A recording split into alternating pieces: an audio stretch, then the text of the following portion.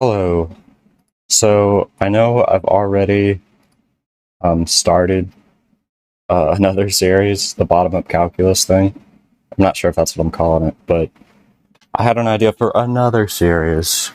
Um, and kind of like how if I don't have a focus of what I'm going to do for something, I get sidetracked very easily. That's kind of how I am with videos, I guess, at the moment too.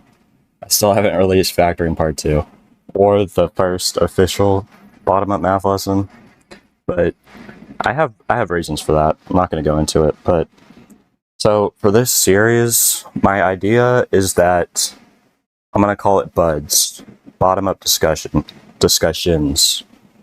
Um, and not because I'm lazy, but because I think by the nature of these videos, editing would kind of dilute the effectiveness of the points I'm trying to make. Because this series is meant to be very real and find answers to current problems, or at least discuss current problems with math, at least in my area specifically. So, in 6th through 8th grade, or in 6th grade, I took a class called Accelerated Math. Basically, what it was we did 6th through 8th grade math, all in 1 year. We had 6th through 8th, in 1 year, and I did very well in that class. But fast forward to today, I'm in 12th grade, and my little brother asked me how to do a problem on. Let me see here. It had to do with quadratics, specifically parabolas. Let me get to where I was before. Yeah, but basically he had a question on how to find, I guess, 2 points of a parabola. And I was like, okay, I got you. Mind you, I'm in the middle of calculus right now. I'm procrastinating quite a bit because I don't have a deadline at the moment because, well, I won't go into too many details, but basically I can take some time into the summer to finish calculus if I need to, is the gist of it. So I was like, okay, yeah, I'll help you out, dude.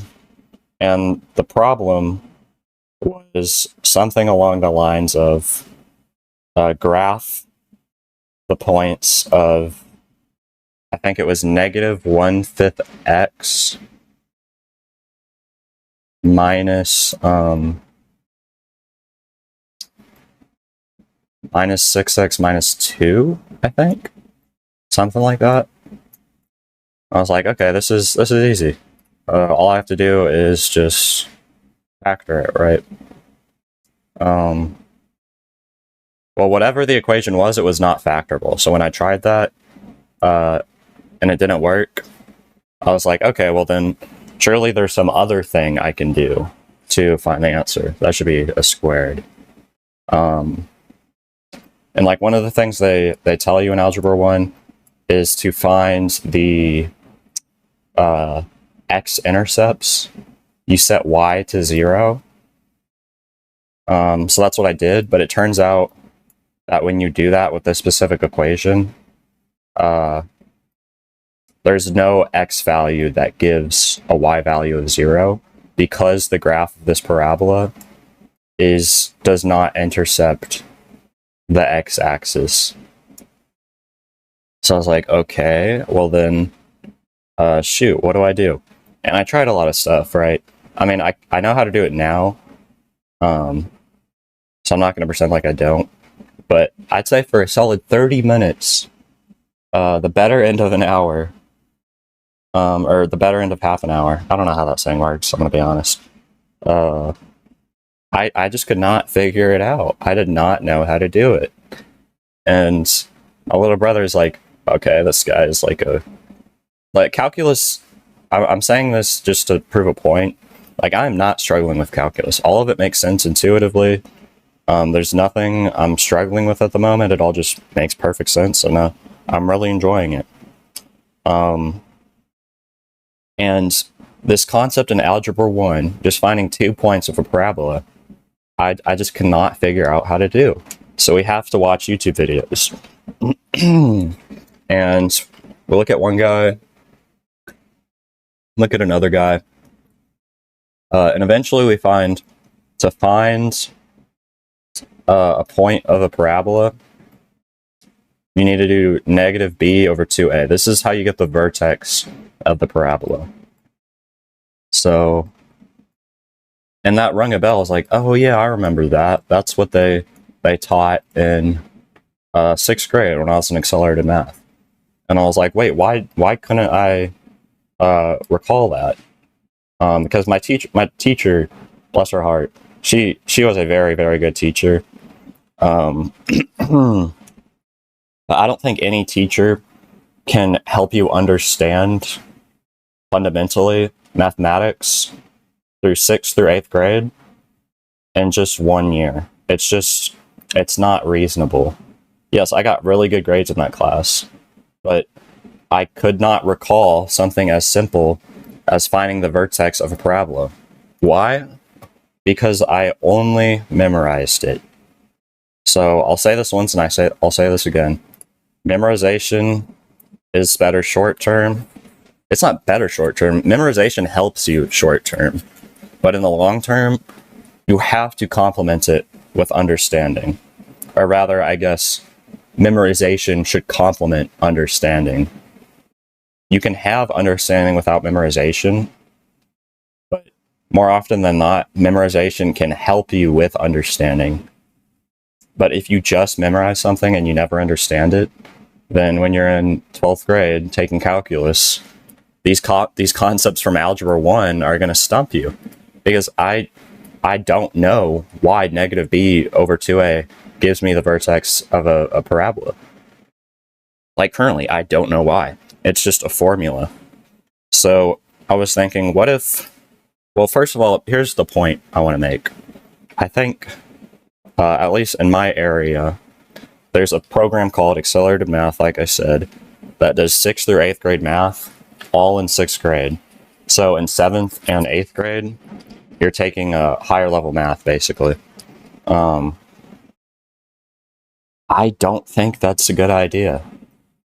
There's been a push to have teaching for kids that are, I guess, ahead of the pack, kind of.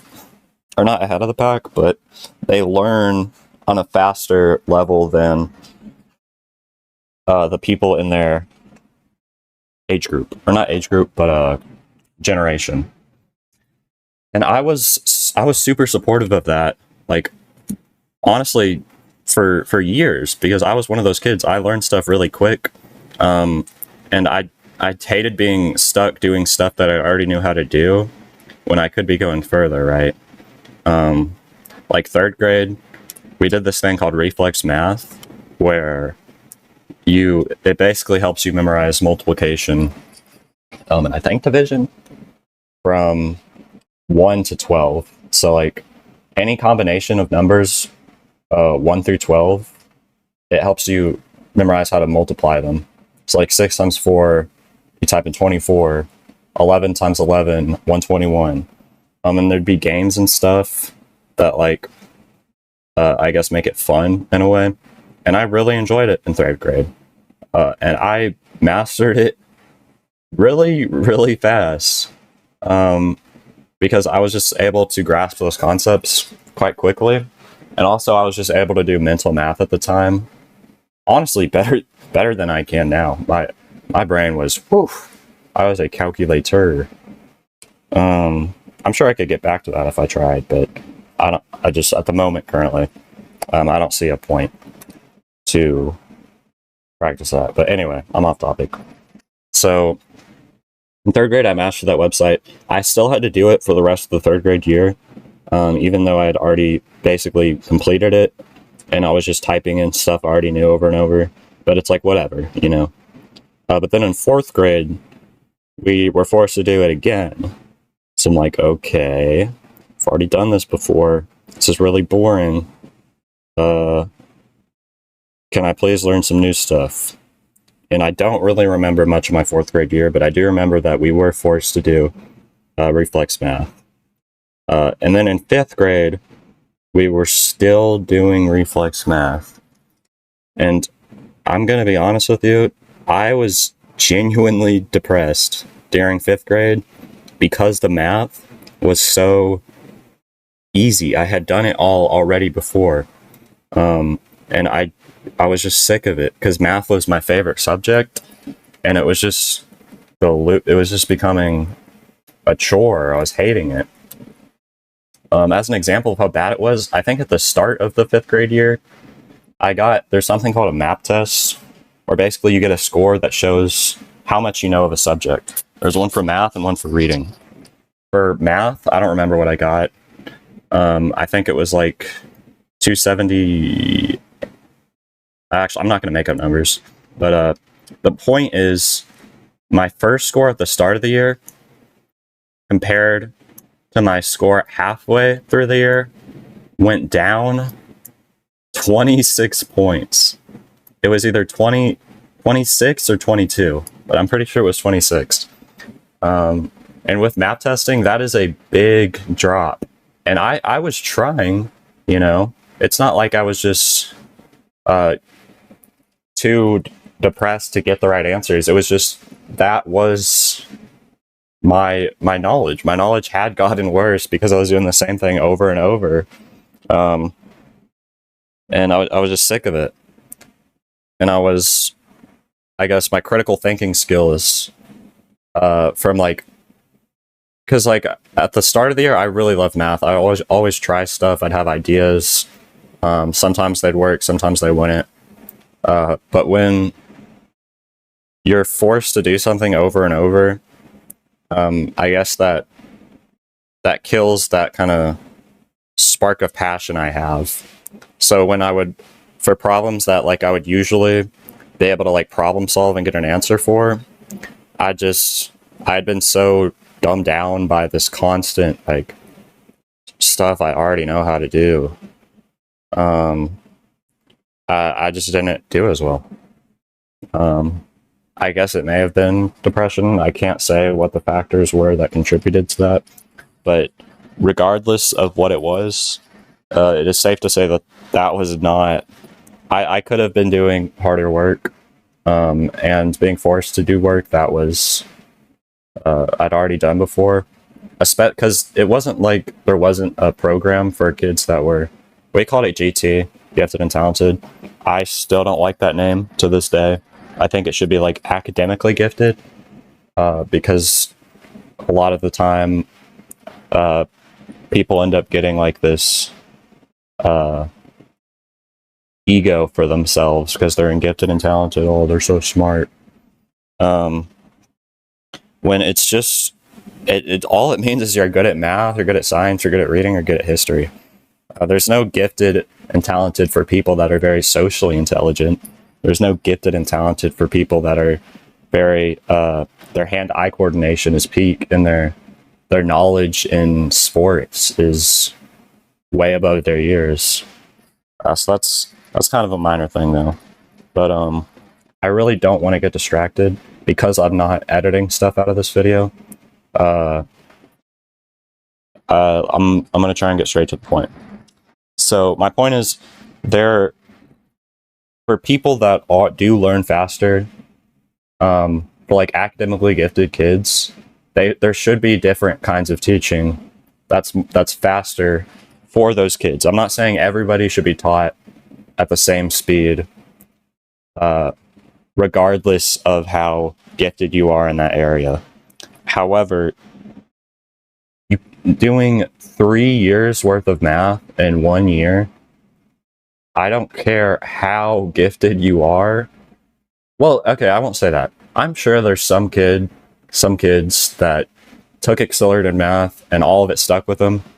Heck, maybe let's say 90% of the kids that took accelerated math were able to get everything that was taught through memorization, mind you. I don't believe we used understanding, and with the amount of content we had to get to, for equations like this, we pretty much just had like songs and stuff to memorize them, which is good. That should complement understanding, though, not replace it. But yeah, my point is, for classes like accelerated math, if the design by its very nature is going to screw over 10% of the people doing it, which is I think I'm being very gracious with that, because I tried really hard in that class, and I would consider myself to be someone who lost a lot of that knowledge, or not lost it. I didn't get anything lasting from it. Like temporarily, yeah, but now that time has passed, and I don't understand since I had no understanding of what I was learning, I can't use problem solving to, or I can use problem solving, but since it's concepts that are from Algebra 1, I should not be spending 30 minutes trying to figure this stuff out. I should have this stuff down. Which I think leads to another important point. Teaching problem solving is a skill that can help you as when you have kids, when you have a family, when you're providing, when you have struggles with a coworker, all other subjects, maybe problems in engineering. It's such an important skill to hone. It's a shame that these math classes that are key opportunities to help kids work on problem solving are just becoming these memorize this formula and use it like this. That's all they're teaching. They're not teaching problem solving. They're teaching just math formulas and nothing else. And I know to an extent, I mean, that's obviously like not applicable to every math class.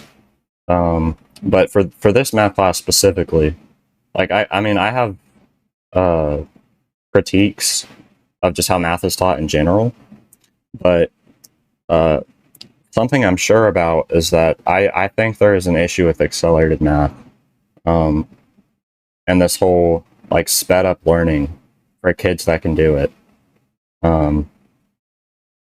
But just because you can memorize 100 digits of pi, that does not mean, I don't think memorization equates to intelligence.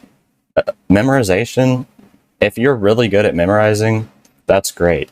That means you can be really good at stuff people have already done. But if you want to make something new or contribute something unique to the world, memorization is not going to help with that. And we're putting all these kids that are really good at memorizing into these accelerated math classes, and they're making good grades. We're like, oh, this is great. This person's growing so much. But they don't understand any of it. That's not gonna help them later. The only thing that's gonna help them on is passing tests. That is not going to help them later on in their life, because they're not learning problem solving at all, and they're not understanding the math concepts for when they may need them later. So they end up having to just put more time into relearning everything, which is a chore. People don't want to do that, which is why math is such a hated subject. It's a chore because of, well, I guess I'm going back to how math is taught in general. But for this video, I'll just focus on accelerated math. Yeah, I think there's an issue with it. And when I graduated, it was in middle school. When I graduated from that middle school, they were implementing something called accelerated science. And at the time I was like, oh man, I wish I could have done that. But now I'm starting to get worried that we're not approaching problems with the learning system the right way. We should not be force feeding information as fast as possible to kids who can kids who are academically gifted. We should be teaching these kids concepts at the same speed, or at least maybe a little faster than other kids, but we should be teaching them on a deeper level conceptually. That's what's going to help the kid, not memorizing 3 years of math in 1 year. I mean, that just sounds silly, but back when I was doing it, I thought it was cool. So yeah, I have an issue with that. This series is called Bottom Up Discussions because I'm curious to see what other people or other people's thoughts on that. This accelerated math thing may only be a thing in my district. Maybe it's not common, but I did want to talk about it. But when I try to improve points, I love using analogies, right? Like I had this really cool race car analogy I was going to use, but just how like memorization complements understanding, I feel like analogies complement evidence. You can have the most W analogy of all time, but if you don't have evidence to support it, it's just an analogy. A really good one, but still just an analogy. And you can't prove a point. So to end off this video, what I'm going to do is I'm going to try and figure out negative b over 2a, and I'm going to see how long it takes me. Because obviously, I can probably figure stuff out quicker than I could in 6th grade, but that's not the point. I will pause for a second while I have to use the restroom. Okay, one more thing I want to mention before I get started. The reason I made this video, actually. So, when I was working with my little brother on this whole negative b over 2a thing, and why that, and trying to find the x coordinates, or just 2 points of this parabola right here, we were looking through his notes, and he had written negative b over 2a down to find the vertex, but he didn't use that when he was working. So I was like, how come you didn't use that? And he was like, well, and I mean, I'm not going to act like I didn't have influence on this, because like I love my little brother. I talk with him all the time about math related stuff. So I think I rub off on him a little bit, whether that's for better or for worse. But he basically said, I don't just want to know a formula. I want to understand why negative b over 2a is giving me the vertex of a parabola. And he said, is there a way I can find the vertex of a parabola without the formula? Because he wanted to understand it, And I was like, okay, well, some things in math you do have to memorize, like negative b over 2a. Later on in math, once you have a foundation, that's when you can start trying to understand stuff. But then I was like, well, shoot, I didn't remember negative b over 2a, and I memorized it, so that's obviously not true. So, and I'm sure he's able to understand concepts on this level at that young of an age. Yes, it is more difficult to understand stuff than to memorize, but in the long run, it's always going to be better. So now I'm just going to start a timer, and I'm going to see how long it takes me to figure out why negative b over 2a gives the vertex of a parabola. Because that is not something I was taught, I believe. If I was, I don't remember, because there was so much content in accelerated math. Pretty much, it was like throwing a million darts at a dartboard, and like maybe 7 of them stuck. Okay, I'm getting distracted. Okay, stopwatch. Ready, go. So, start with a Google search. Why does negative b over 2a give the vertex of a parabola? 2-minute video. Why is the vertex of a parabola negative b over 2a? Aaron Gill for Productions. I'll link this guy's video. Let's see what he has to say.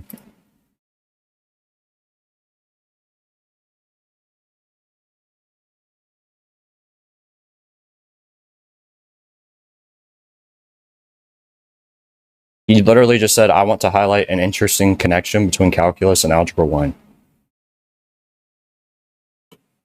I love this guy.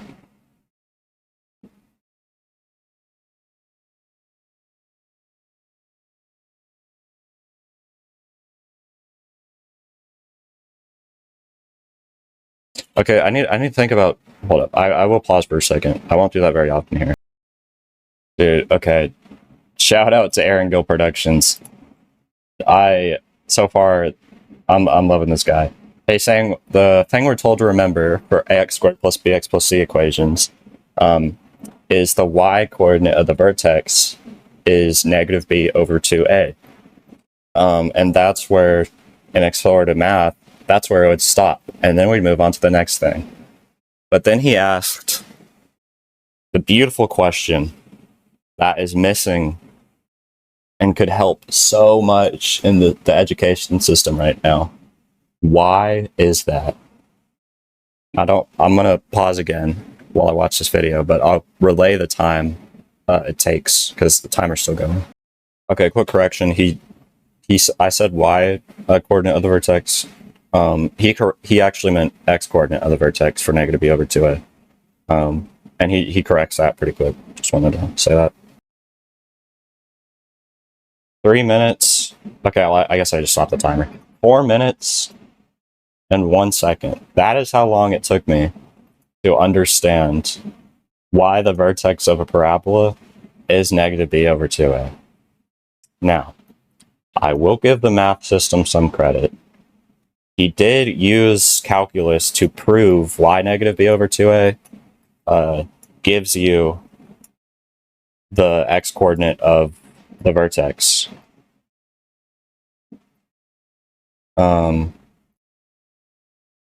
And I don't want to just copy what he did, so I'm not going to prove that. You can watch his video. It's really quick, like 2 minutes if you want to see. But even though, like, in 6th grade, we obviously can't understand derivatives and stuff, right?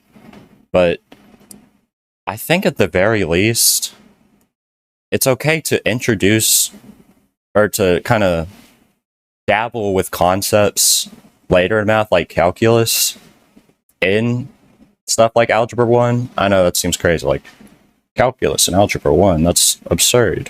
Well, that's not really what I mean. What I mean is when we're teaching negative b over 2a, we explain the reason why this is because later on you will learn there's something called a derivative of an equation, and the derivative for ax squared plus bx plus c gives you something, and when you solve for x, that gives you negative b over 2a. And that's like the most optimized point of the parabola, essentially. That I feel like that's something I remember because that's cool. I may not understand exactly why, but that's not the point. The point is I have some level of understanding of why negative b over 2a gives me the x coordinate of a parabola, and it took me 4 minutes. So what if, you know, I don't like completely retain that? But as a teacher, I'm sure there's other ways of teaching this stuff. Like I just found a random YouTube video that is 2 minutes long with 4,000 views, 40 likes 6 years ago. And I understood it when during that entire year, we weren't explained a single time or any logic behind why negative b over 2a gives the x coordinate of a parabola, or of the vertex of a parabola. It's crazy because I'm in calculus right now and I know how to find the derivative. If I had been told that the origins of negative b over 2a is from derivatives, then I could have figured out how to find the vertex in 30 seconds. Not because I had it memorized, but because I was using problem solving. Like, okay, I know the vertex of a parabola stems from the derivative of x squared plus bx plus c. So now that I'm in calculus, I can use that knowledge to figure out something that I don't completely remember from 6 years ago, which I think is completely reasonable. So yeah, to end off this video, I think accelerated math is an issue. I believe learning there should be a faster form of learning for kids that can do it, but you should never sacrifice understanding for speed. That just it helps you in the short term, hurts you in the long term. This is not a race. This is math as a marathon. And you need to be able to retain this stuff. Doesn't matter if you can remember it for 1 year, 2 years, 3 years. If you can't remember it 6 years down the line and you don't understand it, then I think that's a failure of the math system. But that's my take. And that'll wrap up the first episode of Bottom Up Discussions, BUDS for short. Will I do this again? Hopefully. I just feel like these are important things to discuss. Even if nobody watches this, I want to have like issues I have with the math system documented for the future.